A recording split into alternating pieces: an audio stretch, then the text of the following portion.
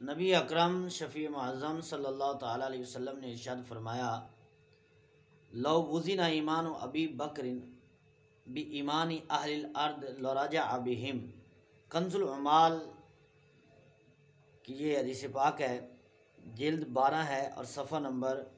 227 है।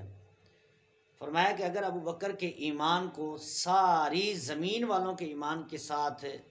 वज़न किया जाए तो फरमाया लराजा अबिहिम, अबू बकर का ईमान जो है वो सब पे भारी हो जाए। यानी जिस तरह हज़रत सिद्दीक़ अकबर ने हुज़ूर को माना है, जिस तरह हुज़ूर अलैहिस्सलाम की ज़ात के लिए जान माल तन धन मन सब कुछ हज़रत अबू बकर सिद्दीक़ ने कुर्बान कर दिया है और हुज़ूर की ज़ात को सबसे पहले रखा है। फरमाया जिस तरह अबू बकर ने माना है इनके ईमान को, जिस तरह ये ईमान लेकर आए हैं, अगर ये इनका ईमान एक पलड़े में रख कर सारी ज़मीन वालों का ईमान दूसरे पलड़े में रखा जाए तो फरमाया अबू बकर का ईमान है कि वो सारी ज़मीन वालों के ईमान पर भारी हो जाए।